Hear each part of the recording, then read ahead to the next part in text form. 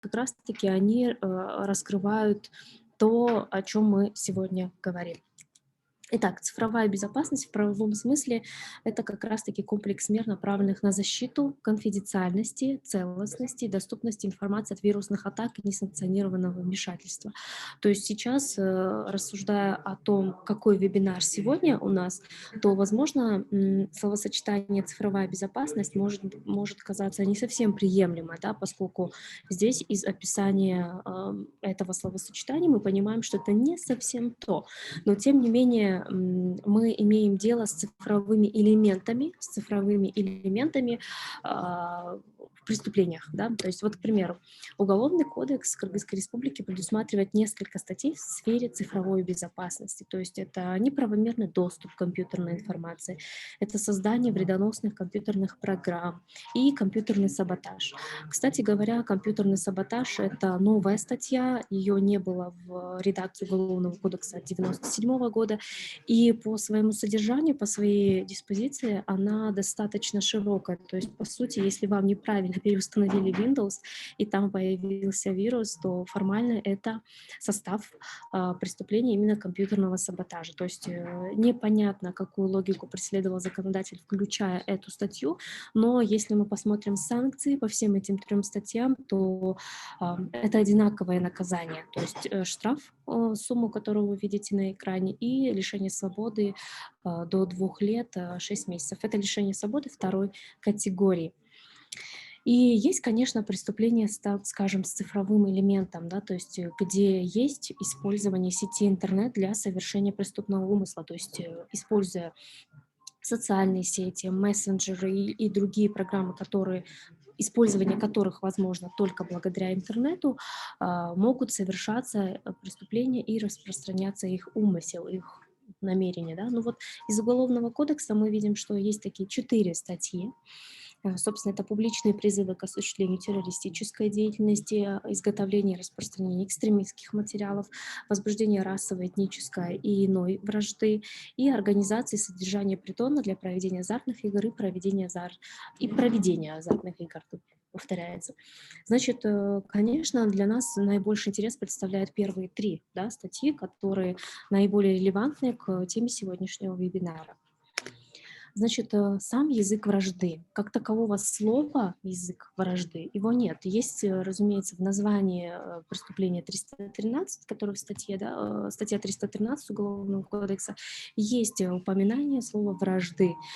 Тем не менее, общепринятого термина в уголовном законодательстве либо в другом материальном праве нет.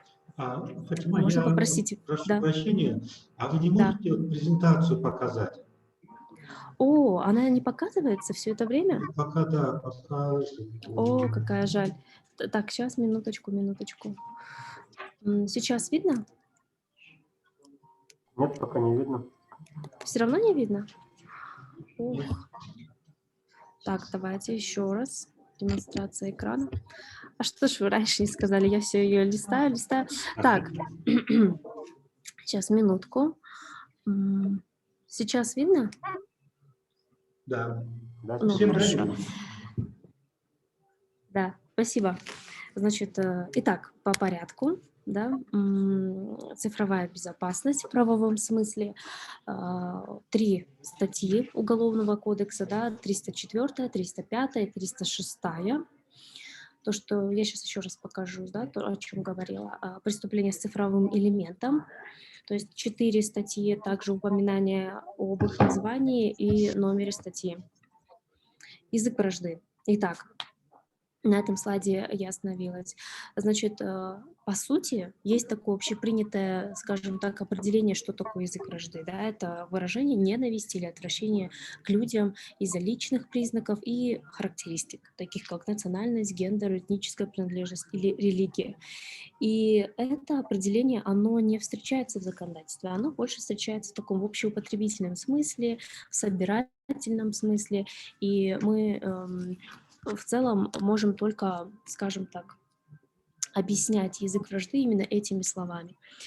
В целом, если мы говорим о таких преступлениях, как клевета или оскорбление, да, то таких статей уже нет в Уголовном кодексе. Раньше они были, но после редакции Конституции в 2010 году, когда была принята вот уже 7-я редакция Конституции, и там в статье 33, пункте 5 было написано, что никто не может подвергаться уголовному преследованию за распространение заведомо ложной информации. То есть это действующая сейчас редакция, и она также об этом гласит.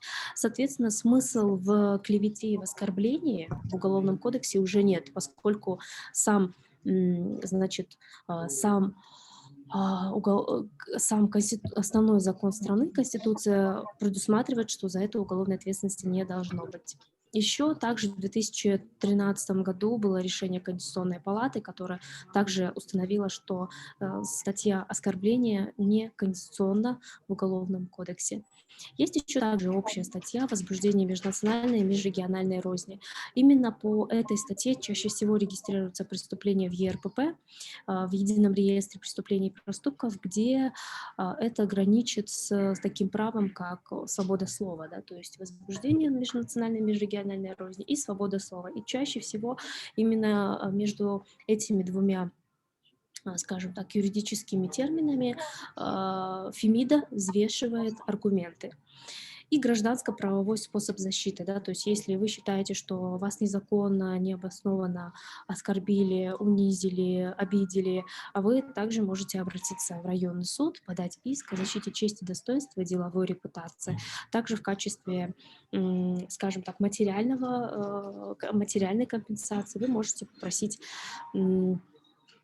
требования о взыскании морального вреда. Ну а если был какой-то ущерб, все-таки материальный ущерб, то, конечно, также потребовать и компенсации материального ущерба. Тем не менее, сама практика по подаче исков о защите чести и достоинства достаточно богата. Есть и обобщение, и есть даже пленум Верховного суда. Он был принят 13 февраля 2015 года, который, по сути своей, раскрывает такая инструкция некая для судей, чтобы они правильно, обоснованно принимали решения по рассмотрению таких дел. Суд Пленума Верховного суда по статье 313 «Возбуждение межнациональной и межрегиональной розни» еще нет, хотя критическая масса таких уголовных дел достаточно высокая, чтобы принять такой документ. Значит, и другая часть нашего вебинара, название нашего вебинара — это период пандемии и общественно-политической нестабильности. Таких слов также нет в законодательстве, при этом есть такие определения, как форс-мажор, чрезвычайная ситуация, чрезвычайное положение. И именно эти, скажем так, обстоятельства являются отягчающими в уголовном законодательстве. То есть если вы совершили преступление в период чрезвычайного положения, в чрезвычайной ситуации, то это будет отягчающим обстоятельством. Также является отягчающим обстоятельством, если вы совершаете преступление в целях, опять-таки, вражды, да, то есть межнациональной, межрегиональной вражды. Это также, согласно Уголовному кодексу, считается отягчающим обстоятельством. И если мы соберем вместе, да, все название нашего вебинара, то чтобы нам утверждать об этом, скажем так, относительно уникальном преступлении, то речь должна быть о каких-то компьютерных преступлениях, либо преступлениях, совершенных в сети интернет, которые пропагандируют исключительность либо превосходство какой-то группы людей по какому-то признаку, и если это все совершается в период чрезвычайного положения или чрезвычайной ситуации. И все только тогда мы можем говорить об этом, скажем так, со специфическими элементами преступления. В целом мы сейчас пока не можем утвердительно сказать, что в период пандемии в 2020 году, вот лето, весна, да, люди, которые совершали подобные преступления, по ним уже вынесены обвинительные приговоры. Пока такой статистики нет, и я думаю, что в 2021 году мы уже сможем, в середине 2021 года мы сможем более обоснованно об этом этом рассуждать. Тем не менее, если позволите, продемонстрировать другие судебные акты вот, и саму правоприменительную практику по таким преступлениям. Здесь, конечно же, так как речь идет о сети интернета, в сети интернет люди, как правило, что-то говорят либо пишут, то необходима лингвистическая экспертиза, оценить, какую речь, какие слова они использовали и насколько эти слова насколько эти слова не призывают к ненависти и вражде между какими-то людьми. Конечно, также в ходе разбирательств назначаются и другие виды экспертиз. Об этом можно долго говорить. Если же посмотреть обвинительные приговоры, обвинительные приговоры, которые были вынесены по статье 313 в 2019 году и 2020 году, то там оказываются также способы распространения информации.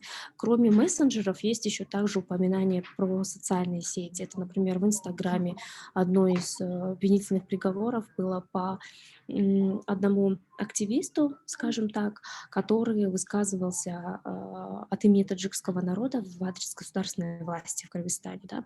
На Фейсбуке был аккаунт, который высказывал негативного содержания информацию о русских и о гражданах России. И в Одноклассниках также упоминание о группировке Хизбут Тахрир. Если позволите, я бы хотела вам продемонстрировать эти судебные акты. Так, итак, про Инстаграм. Да? Здесь мы видим, что 28 февраля Кадамчайский городской суд 2020 года, да, вынес обвинительный приговор вот, собственно, этому человеку, который 97-го года рождения. И он на своем аккаунте в Инстаграме с этим ником указывал следующее, да. Здесь вот, например, на русском языке также указано. И вот я вот это, да. То есть вот этот текст, который он указал он опубликовал пост, да, и то есть здесь этот пост был именно такого содержания. То есть что мы можем сказать, что мы можем, конечно, обсудить содержание, да, мы, конечно, можем покритиковать судебное решение, поддержать судебное решение. Тем не менее, мы имеем дело с тем, что упоминание в сети интернет каких-либо сведений, связанных с исключительностью, с какой-либо группы, какой-либо национальности, иногда даже очень экспрессивная критика, она может привести к обвинительному приговору.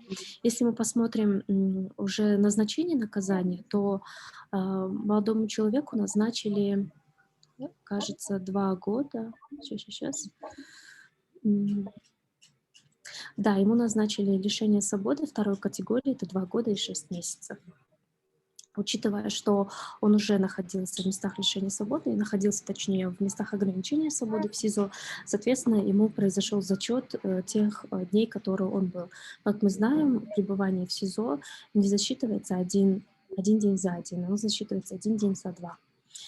Итак, другой, например, обвинительный приговор, который был вынесен уже 22 октября 2020 года, он был вынесен, собственно, гражданину Республики Афганистан, да, то есть 1978 года, и он, собственно, в Фейсбуке под своим аккаунтом размещал информацию следующего содержания. Так, это 5-я страница была. Так, 5-я. В целом он в ходе следствия и его адвокаты также говорили, что с его аккаунта, с его телефона размещалась эта информация. Он этого не делал сам. И также он утверждал, что он не владеет русским языком и не мог комментировать, и не мог писать то, что было изложено. Но в ходе следствия была представлена аудиозапись и то есть разговора, что он беседует на русском языке, и таким образом у суда создалось впечатление, что он владеет русским языком. Ну вот здесь, например, текст, да, мы здесь видим, что текст достаточно оскорбительный, он носит агрессивный экстремистский характер, как и из лингвистического заключения также следует это же. То есть человек, да, мы можем долго говорить, что это свобода слова, это его право выразить свое мнение, по поводу той или иной нации. Но так как словосочетание его и определенные слова носят слишком общий характер в отношении целой группы людей, да, то есть целой национальности, это не очень хорошо, да, если выразиться проще говоря. Поэтому такая статья и существует, что какой-то человек может негативно высказываться в отношении всех, абсолютно всех, и это плохо. Нельзя на всех вешать какое-то клеймо, да. То есть вот этот приговор, и здесь наказание у него было больше, ему 5 лет дали в качестве лишения свободы, и ему засчитали 1 день под стражей за 1 день, то есть СИЗО ему не засчитали почему-то. Ну и также он был амнистирован здесь на 1/3, да, то есть поскольку было вынесен в честь 75-летия Великой Отечественной войны закон об амнистии, и он также на 1/3 у него было амнистирован. И третий обвинительный приговор, он был, значит, в этом приговоре упоминается в социальной сети «Одноклассники», да, где на 2 телефонах один человек, он 79-го года рождения, уроженец города Джалалабад, и то есть распространял информацию об этой организации, об экстремистской организации. И это было в социальной сети «Одноклассники» с таким вот названием. То есть чего я хотела добиться по демонстрации именно вот этих судебных приговоров, да? Во-первых, тем, что они обвинительные, да, и мы можем, опять-таки, долго обсуждать, анализировать документ, но и эти все документы, какой мы вывод можем сделать? Что, во-первых, они обвинительные, во-вторых, то, что там упоминается о цифровом элементе, как раз-таки в социальных сетях, и то, что неограниченной свободы слова в интернете не существует. Точно так же, конечно, он мог быть привлечен к ответственности, если бы он вышел в местный театр, взял микрофон и начал бы говорить на больше, чем 3 человека свою речь. А здесь, если мы имеем дело с сетью интернет, это не значит, что освобождается какая-либо ответственность, да, что человек никогда не может быть привлечен. Найти распространителя информации не так уже тяжело, как это было раньше. И возникновение юридической ответственности, доказывание этой юридической ответственности, уровень этого всего процесса только растет, да, с каждым годом. Поэтому игнорировать такие судебные акты и такую судебную практику не стоит. Конечно, если мы с чем-то не согласны, если мы считаем, что уровень доказательственной базы очень слабый, судьи рассматривают уголовные дела поверхностно, то это все, разумеется, целесообразно ложить в рекомендации, указывать, поддерживать просветительскую работу, да, то есть вести диалог с властью. Это очень важно, поскольку мы все за одно общее дело, мы за то, чтобы было верховенство права в стране, за то, чтобы люди привлекались к ответственности справедливо. Поэтому, если мы не будем вместе работать и вместе сотрудничать в единстве и без единства, то мало что у нас получится эффективно и быстро. Итак, я думаю, что здесь это был мой последний слайд. Если у вас будут вопросы, я буду рада их услышать и на них ответить. Здесь мои контакты в Инстаграме и Телеграм-канал. Также предлагаю подписаться, потому что там я публикую информацию, которая может быть интересна широким слоям населения, и как и бизнесу, так и активистам, журналистам, государственным служащим и многим другим. Спасибо большое за внимание. Спасибо вам большое, Фатима. Коллеги, есть вопросы, комментарии? Да, можно вопрос? Да, Дюдуста. Спасибо, Фатима, за такую информацию, очень актуальную. Ну, у меня такой вопрос был.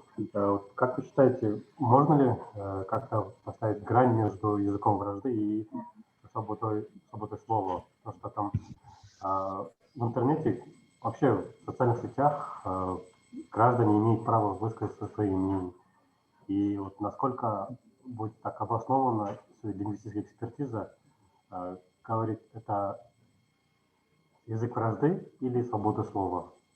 Мгм. Мгм. Да, как я уже сказала, что Фемида, да, правосудие само, оно взвешивает два момента. То есть Фемида же, она с двумя чашами. На первой чаше это, опять-таки, свобода слова, право на реализацию это свобода слова. И второе, это вот, опять-таки, защита общества от того, чтобы оно не было разрознено, не враждовало между собой. И чаще всего практика обвинительная как раз-таки, ну, то есть в сторону второй чаши, где защищаются интересы общества, чтобы оно не было разрознено по каким-либо различным причинам, там, по признаку гендера, национальности, вероисповедания и так далее. Поэтому, если мы ставим вопрос, что важнее, здесь сложно найти однозначного ответа, потому что очень важно изучать контекст. Если вы сидели на кухне и говорили о том, что ваш начальник определенной национальности, и поэтому он задерживает оплату, да, то есть здесь вот это, например, ситуация. И другая ситуация, что вы это публикуете в сети интернет, и об этом видят все, и вы акцентируете внимание, что он задерживает оплату только потому, что он по этой, то есть он именно этой национальности этнической. То есть здесь уже последствия совершенно разные. И да, хоть вы высказываете свое мнение, на которое вы имеете право, но последствия разные, и посыл наиболее агрессивный. Поэтому, когда проводится экспертиза лингвистическая, когда суд исследует обстоятельства дела, он опирается именно на эти факты, что интересы общества, конечно, интересы человека, конечно, важны, но и интересы общества тоже. Другой вопрос, что, например, расследование было с нарушением законодательства. Доказательства добыты с нарушением законодательства. Например, незаконная прослушка, незаконный обыск и выемка документов из жилища, да, либо из офиса, пытки, какое-то бесчеловечное отношение, нарушение прав, да, на справедливое преследование, справедливое правосудие. То есть если мы говорим об этих нарушениях, конечно, этого не должно быть. А так надо еще понимать, что право на свободу слова — это не абсолютное право.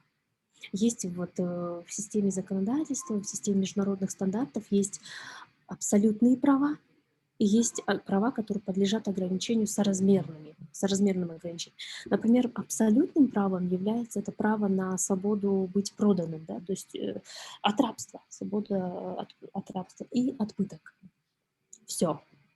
Все остальное может подлежать ограничению.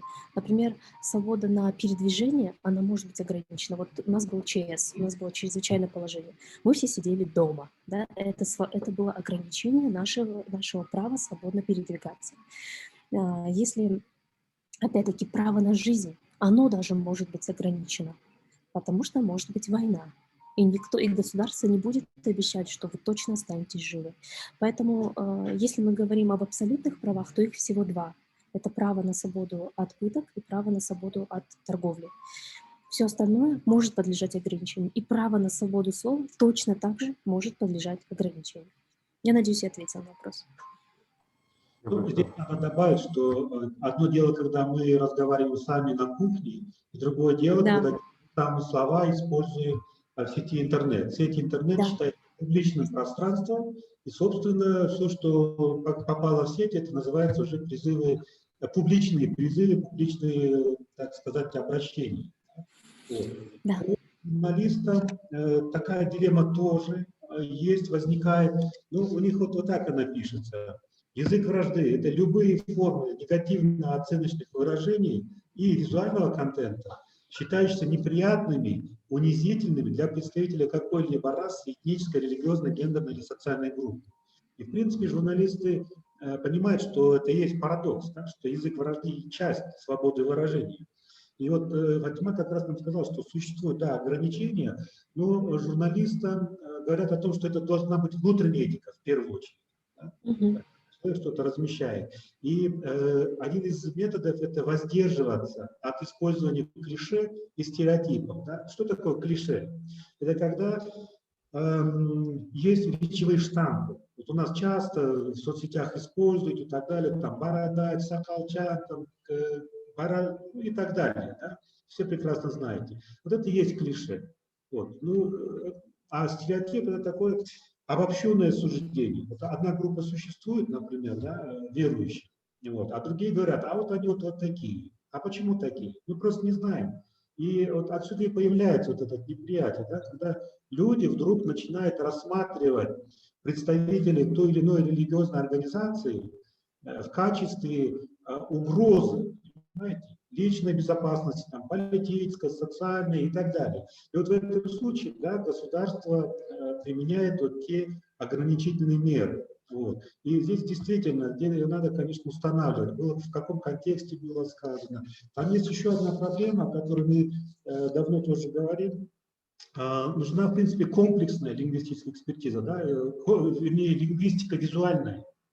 Вот очень много, например, в сети фотографий, там, например, разруха, там, сцены насилия, там, войны и так далее. И там могут написать «Слава», там, или там «Да здравствует», там, и упоминает кого-то там из главного бога, ну, образно говоря, да? Понимаю, что это не совсем корректное выражение. И вот если даем оценку словам, они хорошие. Но если мы смотрим картинку, то эти слова, они несут в себе негатив, понимаете? Вот. Поэтому, да, это есть такая большая проблемная зона, и чаще всего это касается нашей собственной грамотности. Насколько мы сами грамотны в сети интернет, да, это раз. Второе, насколько мы сами можем воспринимать эту информацию, это два. И самое главное, чтобы мы сами не попадали в эту ловушку. Да. Между собой понятно, свобода слова, свобода выражения есть разные взаимоотношения между конфессиями, между религиозными организациями и так далее. Вот. Но речь идет еще о прихожанах, о верующих, как они воспринимают, как молодежь воспринимает. И, в принципе, это же направлено на то, чтобы не было как раз-таки, скажем так, это называется такой термин есть, речевая агрессия, когда друг другу говорим. И она растет, потому что мы же находимся дистанционно. Да? Если мы были бы лицом к лицу, там уже была бы драка, что часто происходит. А когда нет такого непосредственного контакта, мы вот эту агрессию начинаем использовать. И тогда она может привести к более серьезным последствиям, потому что нас уже не двое, и не трое, и не четверо, когда были бы мы лицом к лицу. А свидетелей могут быть и 10-15 человек. Через месяц кто-то этого посмотрит снова, да, и так далее. Вот. И это вот действительно такая серьезная проблема, и пока готовых рецептов нет. Я специально смотрел, когда готовился к этому вебинару, как в других странах это регулируется. Законодательного, такого общепринятого, универсального принципа нет, не существует. Все основано только на личных убеждениях человека, который размещает контент в сети. Вот примерно так получается. Спасибо большое. Я еще раз, пользуясь случаем, хотел бы еще чисто экспертное мнение ваше услышать, Фатима. А вот буквально недавно резонансная новость по поводу законопроекта о манипуляции информацией. Насколько могут быть риски или же польза от этого законопроекта? Потому что общество тоже разделилось такое двоякое мнение, что кому-то надо это, или же и другая часть общества говорит, что это уже притеснение демократии, вообще говоря.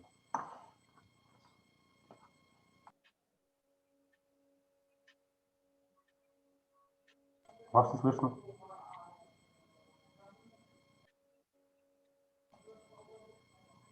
Слышно, у вас микрофон отключен. Так, все, теперь должно быть слышно, да? Значит, я вообще сторонник минимального правового регулирования. И чтобы наибольшее усмотрение, такие, скажем так, дискреционные полномочия были у судей. Поскольку чем больше мы что-то регулируем, какую-то ситуацию, тем больше мы можем создать слишком мало пространства, да, для защиты, для маневрирования, для обороны. Поэтому, если же говорить о законопроекте о манипулировании информацией, я как раз считаю, что это излишняя законодательная инициатива, которая пользу, кроме какой-то определенной группы лиц, не принесет. Зачем сам закон, да, вот манипулирование информацией, что если есть какая-то недостоверная информация, то нужно ее преследовать по закону. При этом обратим внимание, что закон уже регулирует многие вещи. Закон регулирует недостоверную рекламу, ложную рекламу, неэтичную рекламу. Если оскорбляется честь и достоинство, вы можете и так обратиться в суд с иском о защите чести и достоинства. Да? Если же мы имеем дело с распространением частной жизни человека, да, там, как он проводит досуг, что делает дома. Бывает, да, такие видео уже появлялись там, даже иногда пикантного характера в сети интернета о детях государственных служащих, либо о самих служащих, то мы имеем дело с преступлением о нарушении неприкосновенности частной жизни человека. Там чиновник, дети чиновника, это не имеет значения. Они все тоже люди и, соответственно, также имеют право на защиту частной жизни. Поэтому именно этот забор, да, по защите, скажем так, он давным-давно существует, он давным-давно выстроен. И сейчас еще одну шторку вешать. Зачем? Просто зачем? Это для того, чтобы потом был еще один дополнительный рычаг давления на общество, на свободные СМИ, на журналистов-расследователей, на активистов и на многих людей, которые считают, что они обоснованно критикуют власть. Поэтому я против этого законопроекта. Он излишен, он не отрегулирует то, что, мол, якобы нечего у нас нет способов или нет инструментов регулировать свободу слова. Они у нас есть, и более того, они достаточно демократичные и прогрессивные. А дополнительно еще один закон, он не внесет пользы, кроме как власть имущих, скорее всего. Спасибо большое, Фатима. Так, братья Алексей, пожалуйста, вам слово. Здравствуйте. Да, спросить для себя, тоже разобраться хотелось. Вот, по вашему мнению, вот, ну, ко всем, кто слышит, может, такое предложение, вопрос. Вот где эта грань переходящая, может быть, вот вы как для себя ее видите, между критикой и уже языком вражды? Потому что, вот, по моему мнению, вот, когда каким-то что-то критически высказываться, где я вот вижу вот там вот иногда в комментариях в сетях, то там только вот охаивание, оскорбление, а нет конструктивного предложения. То есть вот это вот очень важная, кажется, деталь, потому что если я кого-то критикую, высказываю ошибки, указываю на вещи, но при этом у меня есть предложения какие-то, то есть это, мне кажется, не может быть признано как языком вражды, я же готов к диалогу, а вот именно когда вот такая под видом критики только оскорбление, поток и штампов от этих клише, это уже не критика, это уже действительно вот такие вещи. Как вы думаете? Спасибо большое за вопрос, интересный. То есть если мы говорим о критике, и вот тот пример, который вы привели, и ваш подход, да, он подход такой, критикуя, предлагай. И очень даже справедливый, обоснованный, я с ним согласна. Здесь еще есть нюанс такой, что критика опирается на какие-то объективно существующие факты. То есть вы, например, критикуете, что человек плохой менеджер, да, например, дав вам 100 сомов и другому человеку 100 сомов, кто в итоге эффективнее с ними, ну вот и если вы обладаете одинаковыми управленческими какими-то функциями, обязанностями, как вы ими распорядитесь? То есть вы сделаете так, чтобы эти деньги работали, либо вы сделаете так, чтобы эти деньги попали просто вам в карман. Поэтому, когда мы когда мы говорим о критике, мы должны опираться на какие-то объективно существующие факторы. Например, юридическая ответственность. Если человек украл какую-то сумму денег, ему в отношении него есть досудебное производство или вынесен обвинительный приговор, только тогда мы можем сказать, это человек вор или мошенник. В противном случае мы так утверждать не можем, и тем более в сети интернет. Так что, отвечая на вопрос, я думаю, что критика, вот эта линия, да, красная линия, она прочерчивается между объективной какой-то реальностью и нашим оценочным суждением. То есть если мы считаем, что вот человек что-то там, зарплату задерживает сотрудникам, да, наверное, он прикарманил ее себе. То есть мы здесь уже предположение высказываем, мы оценку какую-то даем, где эти деньги могли бы быть. Но мы же, опять-таки, не можем точно знать. У нас нету расходно-кассового ордера, который бы подтверждал, что деньги под отчет были взяты, и, например, авансовый отчет не заполнен. То есть есть какие-то способы, чтобы доказать, насколько информация объективна. Я не говорю, что там достоверно, истинно, объективно. Поэтому красной линии мы вот в этой объективной реальности. Ну, здесь, наверное, есть еще Алексей очень хороший вопрос поднял. Вот, например, оскорбление, да, прозвучало. Вот ад, можно его использовать, кто-то использует иногда для связки слов, а кто-то, что оскорбить. Если мат положен в текст, это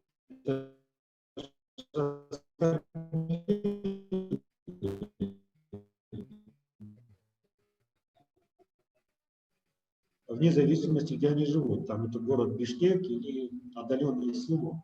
И вот в этой связи, конечно же, в первую очередь возрастает требование к использованию слов, ключевым оборотом. Если использовать вот эти клише и так далее, ну, это уже будет расцениваться, опять же, при желании это будет расцениваться как язык вражды. И, в принципе, в зависимости уже от текста, его можно классифицировать, если там даже не будет никаких фактов, как Фатима же зачитала нам вот, два объявления, да, это, в принципе, же вот как обращение.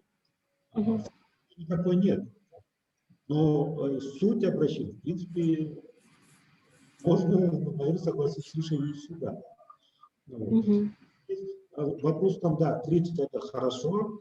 Критика бывает разная. Тот пример, который приводился, это пример конструктивной критики. Да? Критикуя, предлагаю. Но есть виды критики, которые можно критиковать как бы с целью обратить внимание на имеющиеся проблемы. Да? Я, например, как обыватель, могу и не знать, как эту проблему решить.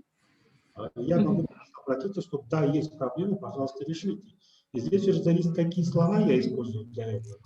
Если я использую мат, клише, туда-сюда, посадок на 2 года, как это уже было, да, не раз. Еще, значит, да? Нужно вот такой ответ, как резюме, да, то есть даже если, в общем-то, вполне невинном, вполне даже конструктивном где-то заявлении, в комментарии, вот просто присутствуют слова, которые входят в перечень ненормативных слов, то вообще можно таким людям сказать, что вы вот все испортили. То есть, как бы имея в виду, что вы там эти слова вставили как эмоциональную окраску свою, это значение не имеет. То есть вы вставили эти вот нецензурные слова, которые в реестре есть, все. Считайте, что вы самые лучшие свои предложения, свой комментарий, он ваш, он теряет ценность, и, возможно, даже можно повод, ну, как припугнуть, по крайней мере, ответственностью. Вот это мое мнение. То есть я очень грубо, категорически против мата вот в интернете, потому что люди читают в разном настроении, и я его эмоциональное состояние, когда он печатал вот это, я же не видел. А встречая бранные слова, в русском языке есть синоним матерных слов, это бранные слова, это язык по-любому брани, то есть агрессии, вражды, войны. То есть это нельзя человеку делать комплимент или ласкать нецензурными словами, извините. Конечно.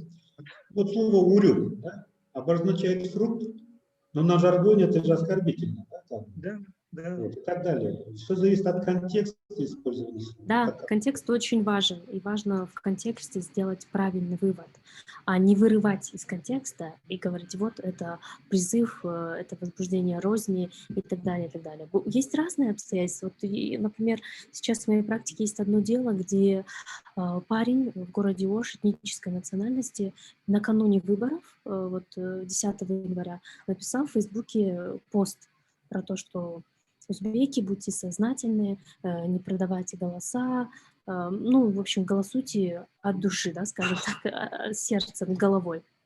И что вы думаете? Написали на него заявление, и он был накануне выборов, к нему пришли домой, напугали его родителей, забрали его, милиция его забрала, и с ним проводили, скажем так, профилактические беседы.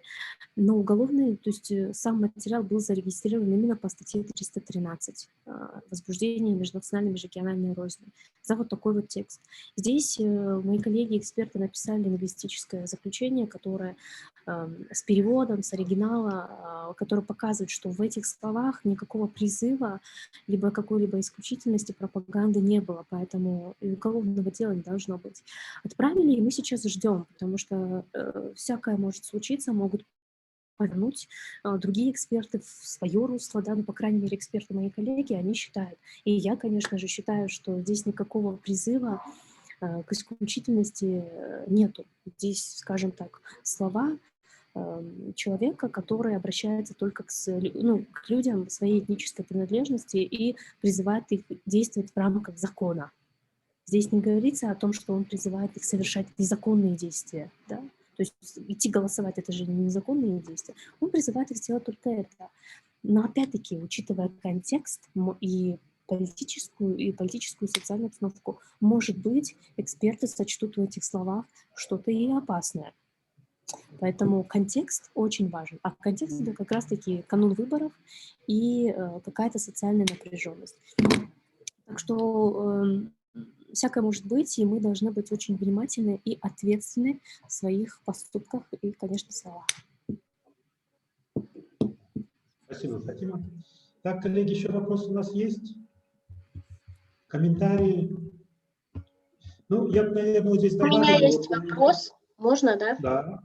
Да. Фатима, спасибо большое за вашу презентацию. Я хотела спросить, как вы оцениваете действия правоохранительных органов, когда, помните, во время пандемии там врачи выкладывали видео, там у нас маски дырявые, или у нас там чего-то не хватает, и вместо того, чтобы предоставить врачам все это, ну и у других тоже людей, которые высказывали свое недовольство, их заставляли записывать видео с извинениями и выкладывали это в интернет.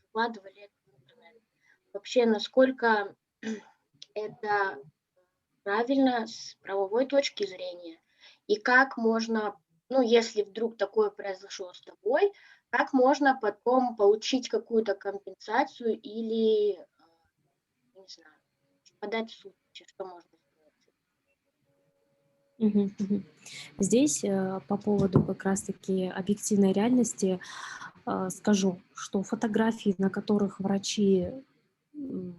на которых видно, да, что врачи фотографируют дырявую маску, либо качество тех лекарств и того медицинского инвентаря, которое им было передано, не соответствует каким-то стандартам, техническим регламентам, и они распространяют об этом информацию, это как раз-таки вот эта обоснованная критика.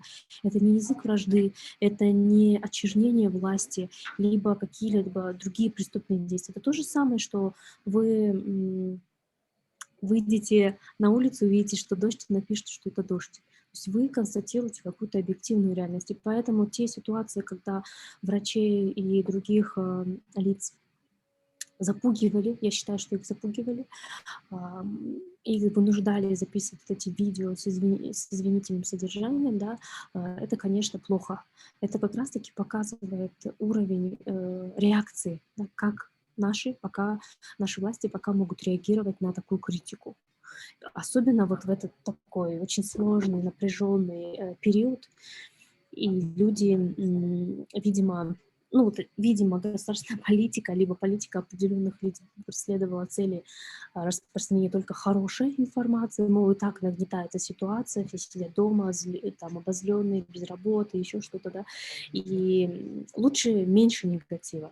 И, может быть, они преследовали какие-то добрые, там, благие намерения, но благими намерениями не всегда все приводит к чему-то хорошему, да, то есть бывает, что это интересы только по укрывательству.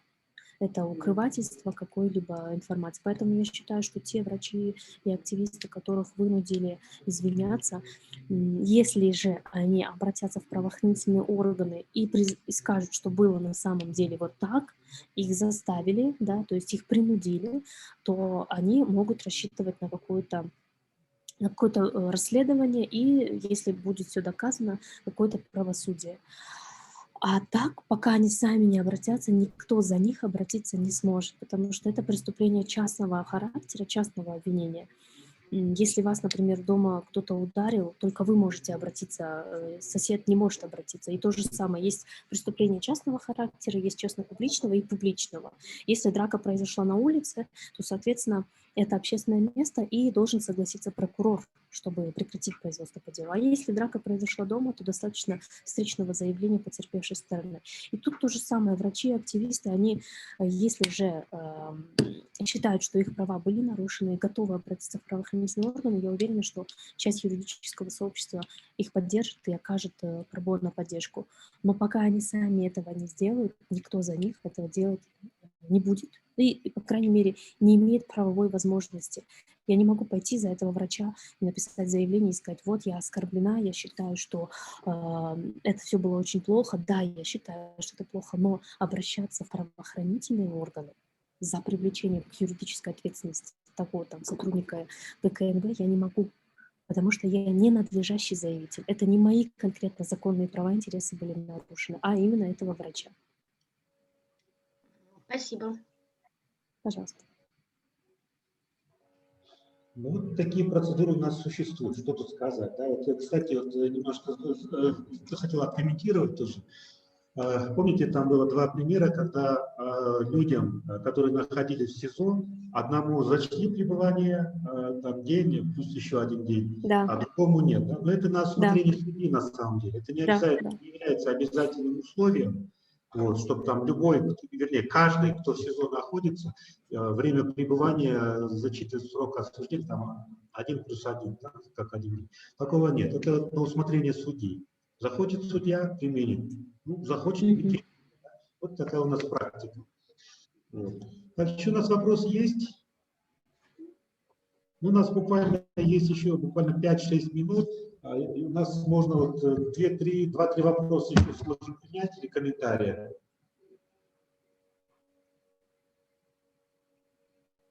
Есть, нету? Ну, на самом деле, это очень такой большой развернутый вопрос, и действительно вот за 1 час это невозможно все обсудить, да, потому что это многогранное явление. Она касается, вот, спасибо Фатиме, она рассказала с законодательной точки зрения, какие проблемы существуют при применении на практике, да, есть по процедурным вопросам. Понятно, что эта тема такая большая. Конечно, она связана в первую очередь с медийной грамотностью, с цифровой грамотностью. Это не значит, что мы должны быть все хакерами, да? Но мы должны понимать основы своей собственной безопасности, да? Что нам самим угрожает в сети. Есть, конечно, такие более простые вещи, например, авторское право. В интернете открытые фотографии, вот, они могут быть защищены авторским правом, к примеру, да? Потом мы можем получить иск и так далее. То есть таких примеров, конечно же, много, но учитывая нашу специфику, то, что касается религиозных организаций, то, безусловно,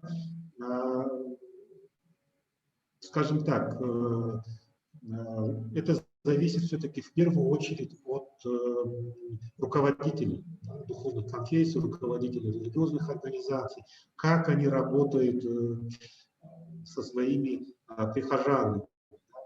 Зависит от, собственно, уровня и образованности самих прихожан.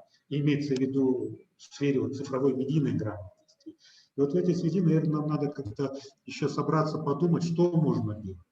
И вот очень хороший вопрос здесь был поднят по языку вражды. У нас нет единой классификации, что такое язык вражды. У нас нет формальных признаков, что делать с ними, как классифицировать. Та лингвистическая экспертиза, которая проводит, а есть еще религоведческая экспертиза, да, с точки зрения не религиозной, религоведческая экспертиза.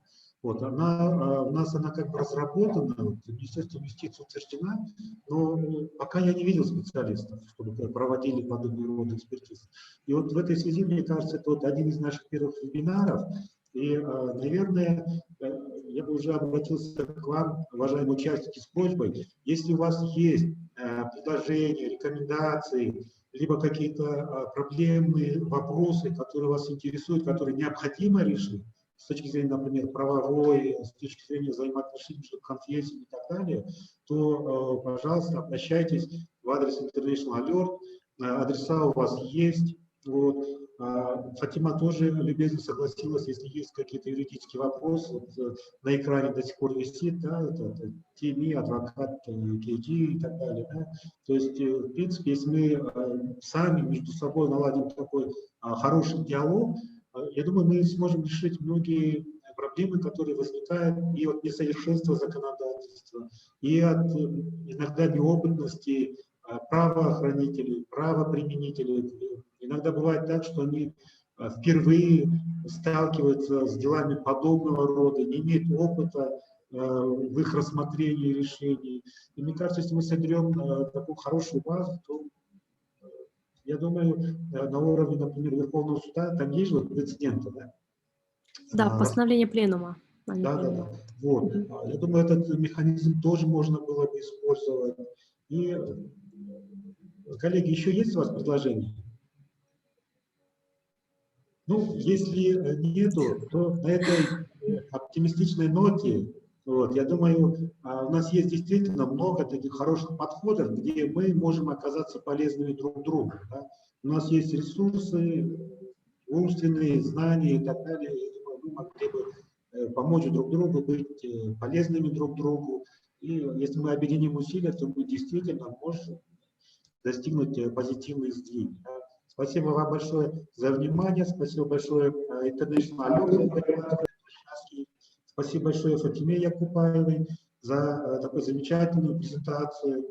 Вот. Спасибо всем. Спасибо большое. Спасибо большое, что разговаривали. Спасибо большое.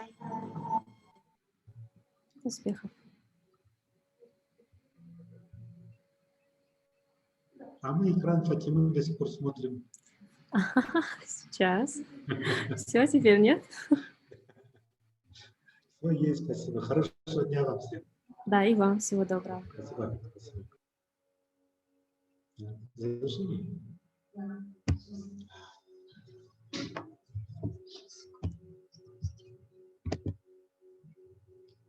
Шли его арестуют.